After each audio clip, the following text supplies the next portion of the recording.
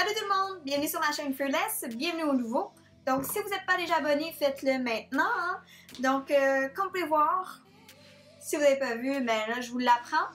J'ai un look un peu spécial aujourd'hui parce que je vous montre comment bien faire un maquillage. Donc qu'est-ce qu'il faut faire et ce qu'il ne faut pas faire. Donc les erreurs à éviter. Les techniques, les couleurs, faut pas choisir. Dans quelques instants, vous allez me voir sans maquillage et vous allez aussi voir ce que j'ai utilisé, comment je l'ai utilisé. Donc, si ça vous intéresse de savoir comment j'ai créé ce look médiocre et ce look beaucoup plus adéquat, vous savez quoi faire, continuez à regarder la vidéo.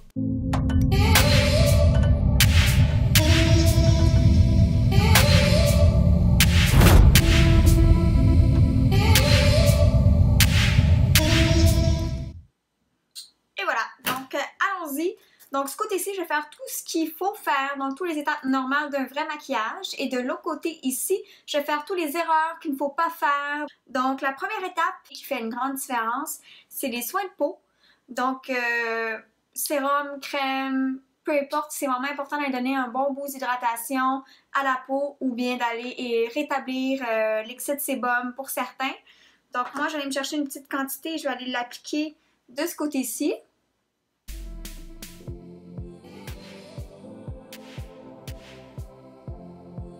Voilà, donc on va faire sérum, crème, contour des yeux. Ce serait l'étape la plus importante pour avoir une belle finition maquillage. Donc, étape 1, soin de peau. Étape 2, c'est d'aller cibler avec un primer. Moi, j'ai une peau normale, donc j'ai pas vraiment besoin d'une crème matifiante. Donc moi, j'aime beaucoup utiliser une crème hydratante, lumineuse, que moi, j'utilise personnellement comme un primer. Donc, je vais aller en mettre un petit peu sur mon visage. C'est ça la base vraiment d'un beau maquillage. Moi, je la mets partout, mais pour quelqu'un qui aurait une peau un peu plus grasse, normalement, ou une peau mixte, on irait cibler davantage la zone T du visage. Question d'aller rétablir, en fait, les ongles qui sont un peu plus huileuses, donc aller matifier ce qui est trop brillant.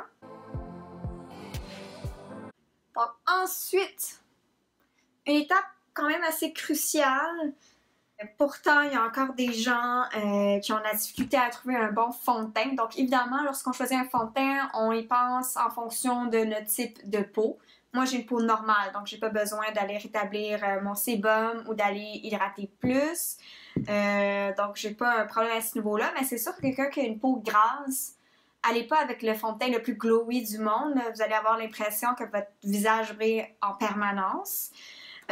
Donc, c'est ça. Puis évidemment, un fond de teint, hein, on veut toujours avoir la couleur la plus près de notre peau naturelle. Donc, allez pas mettre un fond de teint plus foncé pour vous donner plus de couleur. C'est pas avec le fond de teint qu'on va faire ça. C'est vraiment avec la poudre bronzante qu'on met après ou le blush.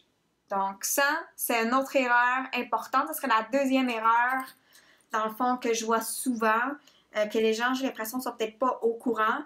Donc, c'est de choisir la bonne teinte de fond de teint. Donc, en premier lieu, j'allais faire le côté avec la bonne couleur. Aujourd'hui, j'utilise le Studio Fix. Excusez-moi, c'est bien coincé. C'est un côté, fait que j'en ai pas besoin de beaucoup. Donc, et voilà. Encore là, l'application, ça peut être pinceau, éponge, doigt, à la discrétion de tout le monde. Donc, on essaie vraiment, quand on choisit un fond de teint, de se fier un peu au cou, à la poitrine aussi. Donc, pour essayer de matcher le mieux qu'on peut.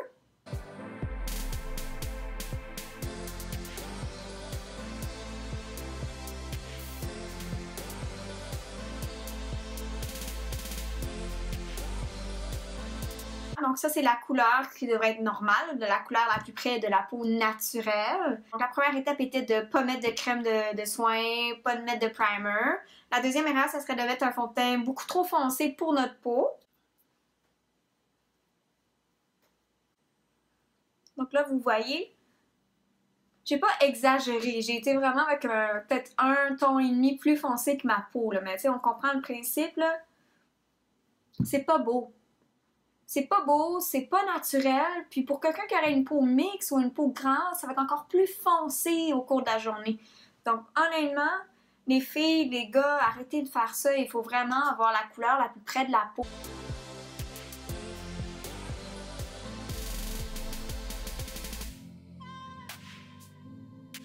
En plus, je le fond, là. Il y a des gens là, qui mettent des couleurs plus foncées, une texture pas adéquate pour le type de peau, puis en plus, ils vont même pas aller le fondre moindrement ici au cou, ils vont laisser une belle barre comme ça. Non! Arrêtez de faire ça! C'est pas beau! C'est pas beau!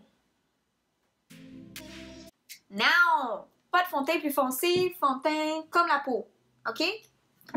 Ensuite, une autre erreur que je vois souvent, c'est un concealer, donc un anti-cerne beaucoup trop foncé ou beaucoup trop clair. Donc moi, j'utilise souvent un anti-cerne en crème, mais ça peut être un anti-cerne en liquide. Mais l'important, c'est que ce soit une bonne teinte. C'est sûr que c'est le fun quand c'est un petit peu plus lumineux, ça donne un petit peu plus d'éclat, mais trop lumineux, ça va accentuer toutes les imperfections qu'on a. Donc, non. Non. Puis là, quand je vous dis ça, non, arrêtez de faire ça, faut pas faire ça. Je veux dire, moi, c'est ce que j'ai pu remarquer, c'est quelque chose que, personnellement, je trouve pas joli. Moi, je vous dirai pas comment vous maquiller. Je suis là juste pour vous dire c'est quoi les normes, qu'est-ce qu'on devrait faire, mais encore là, vous avez le droit de faire ce que vous voulez avec votre maquillage. Moi, personnellement, je serais pas à l'aise de sortir de chez moi avec un fond de teint vraiment plus foncé comme ça. Puis, il y a plusieurs autres choses que je serais pas à l'aise non plus de sortir de la maison comme ça, mais encore là, vous faites ce que vous voulez. Je suis pas là pour offenser personne, je suis là pour conseiller les gens, puis peut-être de vous faire découvrir d'autres techniques aussi, tout simplement, OK? Donc, rien de personnel, OK? Donc, on va aller mettre l'anti-cerne plus naturel de ce côté-ci.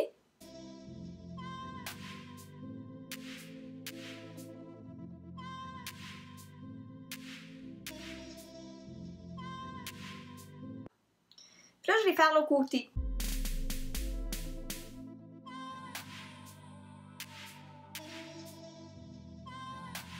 Aussi, ce que je vois souvent, c'est les gens qui se maquillent beaucoup, un peu look Instagram, mais ils fondent pas leurs produits. Il faut fondre les produits en maquillage. Donc, encore là, tu sais, je suis quand même gentille, je fonds quand même les produits. C'est les teintes qui faussent ou que c'est les techniques qu'on utilise, mais il faut fondre.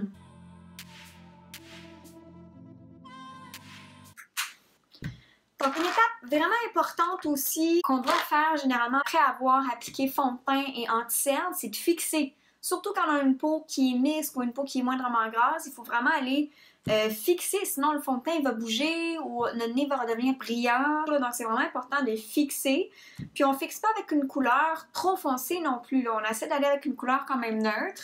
Ça peut être légèrement plus foncé que la teinte naturelle, mais il faut vraiment aller l'appliquer avec un pinceau souple. Ça peut être un peu plus gros que ça, comme ça ici.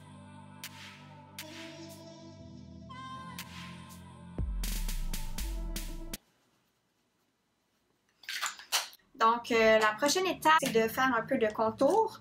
Moi, j'utilise un petit bronzer pour ça. Donc, le bronzer, on essaie d'être prudent, on essaie de ne pas prendre quelque chose de trop chaud, donc de pas trop rouge. On essaie de prendre quelque chose d'un peu plus taupe. Puis, on prend pas quelque chose de trop nacré non plus parce que ça va être difficile de le travailler ensuite de ça. Donc, on va se fier à cette ligne-là naturelle. Tu sais, on peut se fier vraiment ici, là, dans le cuir chevelu, là. Puis on va aller juste tracer à peu près jusqu'ici. On va pas complètement jusqu'au bout, là. Ça, on va le faire tantôt avec le blush. On va les tirer un peu plus loin.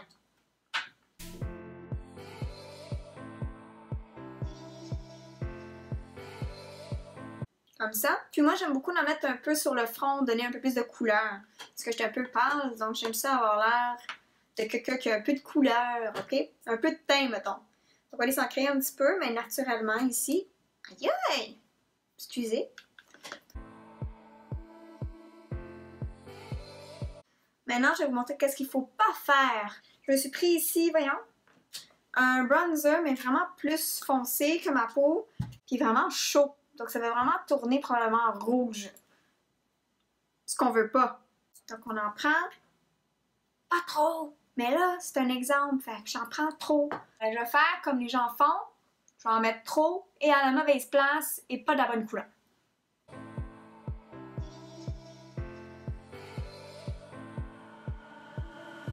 Donc, soyez prudents, ça. Tu sais, ça, c'est censé mettre en valeur votre belle joue. Là, j'ai l'impression que tout mon visage descend vers le bas. Là, mettons, je voudrais un effet un peu plus bonne mine, comme je vous disais tantôt. J'en mettrai un peu dans le front. Là, regardez ce que ça fait. Ça plaque. Étant donné que je n'ai pas mis de poudre de finition, que ce soit pressé ou loose, c'est pas grave, il faut quand même fixer. Mais là, je n'ai pas mis. Regardez ce que ça fait. Ça va plaquer, ça va faire plus sec. Puis on peut pas fondre ça, ça se colle. Ça se colle, ça glisse plus. Donc c'est pour ça aussi, entre autres, qu'on met une poudre de finition. Contouring. En plus, j'y vais avec une poudre. Hein. Je veux dire, le contouring peut se faire aussi avec une crème, c'est pas grave. L'important, c'est de choisir la bonne teinte, puis d'aller cibler à la bonne endroit. Donc là, on a mis le contour. Là, généralement, on met un blush. Donc ça, dans le fond, ça sert à fondre davantage le bronzer, puis donner un peu plus de couleur aussi. Souvent, c'est assorti au rouge à lèvres qu'on va mettre. Donc là, dans le fond, je vais le partir où est-ce que j'ai mis mon bronzer pour le fondre. Puis je vais arrêter environ au milieu de mon œil. Je n'irai pas plus bas. Ben, sinon, je vais tout enlever la belle lumière. Donc, toutes les clés que j'ai créées avec mon concealer.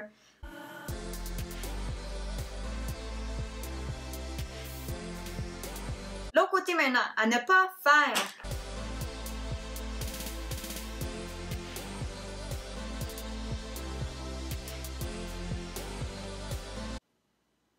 Terrible. Le highlight. Souvent, le monde met trop de highlight. Comme, on n'est pas le disco, là. Il y a vraiment des zones ciblées pour aller mettre un highlight. On met pas ça partout, partout, partout, là. T'sais, le plus important, généralement, c'est d'aller le travailler en combinaison avec notre contour. Parce que normalement, volume est créé par la lumière et structure est créée par des couleurs plus foncées. Puis lorsqu'on les met côte à côte, les deux s'embellissent, les deux font ressortir l'autre. Vous me suivez?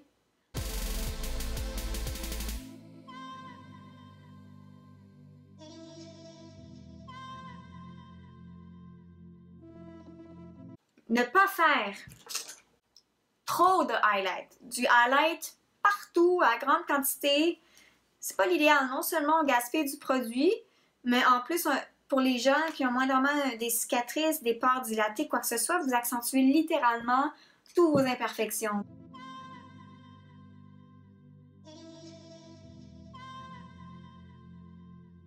Après ça, généralement, on fait les sourcils. Donc les sourcils, honnêtement, ça, il y a plein de façons de les travailler. Moi, j'aime travailler avec un crayon, puis avec une poudre.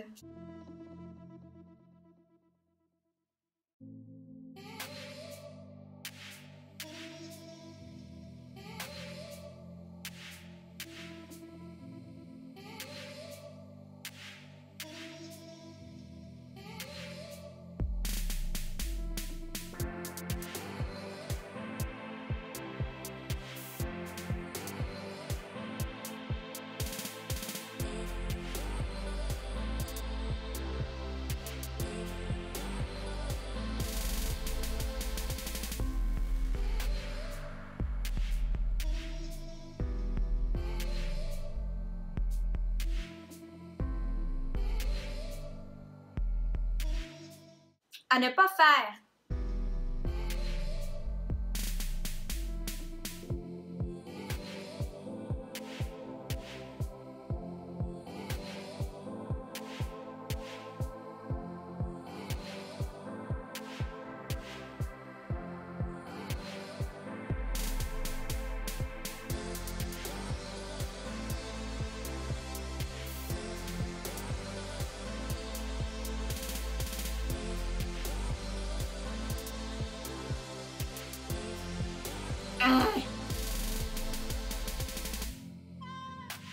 Évidemment, du côté d'honte, ce serait de ne pas en mettre. Mais il faut en mettre. Mais j'en mettrai pas parce que d'honte.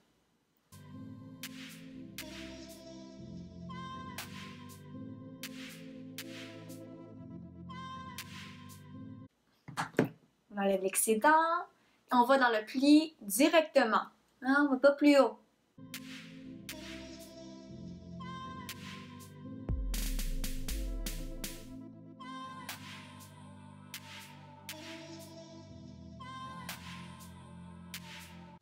Je vais mettre un petit de même, un petit brun nacré.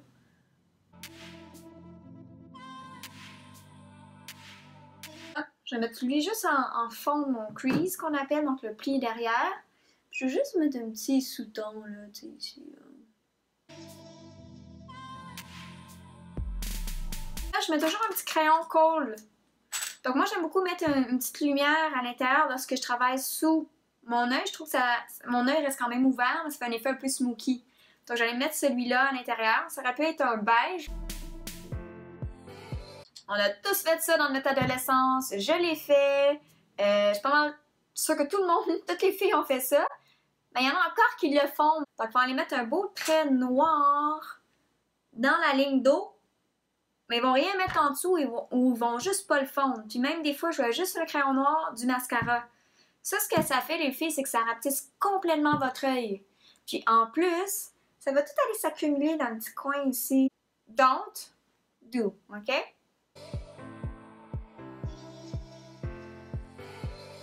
Hein, le fameux crayon noir. Là, moi, de mon côté, je suis juste allée faire un petit effet ombré en dessous.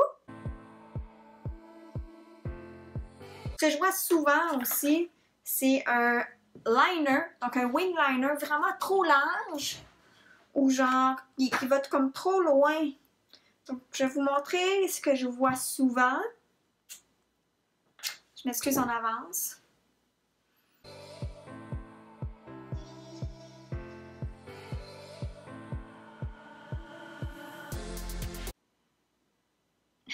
C'est fou.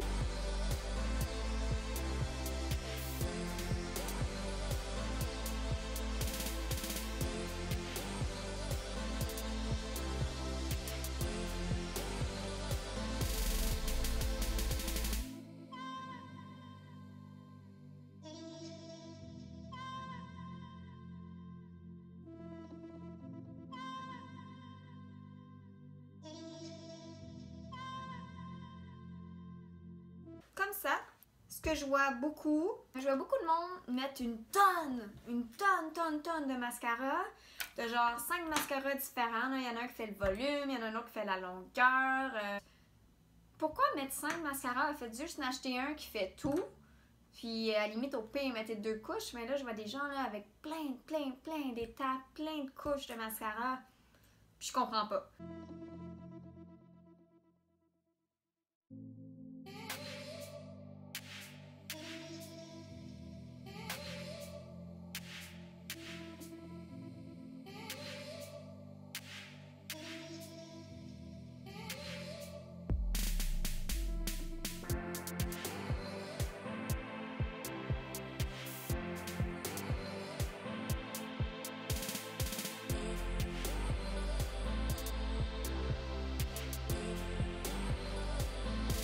Vous trouvez ça beau, les filles? Magnifique. Donc là, je vais y aller avec un beau rouge à lèvres rouge à part de ça avec le look d'aujourd'hui. Je vais commencer par écouter doux.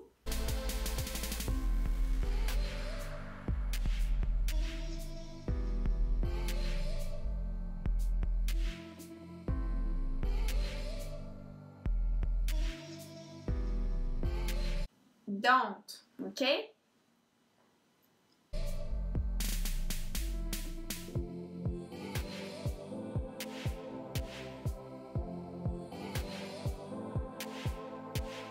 J'y vais dans qu'est-ce qu'on devrait faire dans le fond au niveau des teintes, mais au niveau des débordement, ça sert à rien de trop exagérer. Je trouve ça tellement beau, une lèvre naturelle. L'excès, hein? Les gens aiment l'excès. La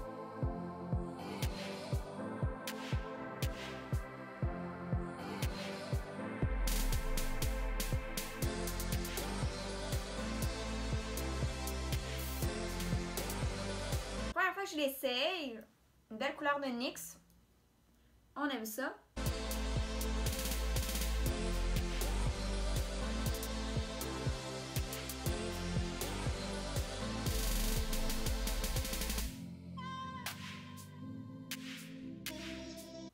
Et voilà. Don't. Donc c'est tout pour aujourd'hui. J'espère que vous avez aimé la vidéo. Si c'est le cas, allez laisser vos commentaires et aimez la vidéo d'aujourd'hui, donc les do et les don't. J'espère que ça a été constructif. J'espère qu'il y a des erreurs qu'on va arrêter de voir. Puis sur ce, on se voit sur ma prochaine vidéo. Peace out et merci pour l'écoute. Bye!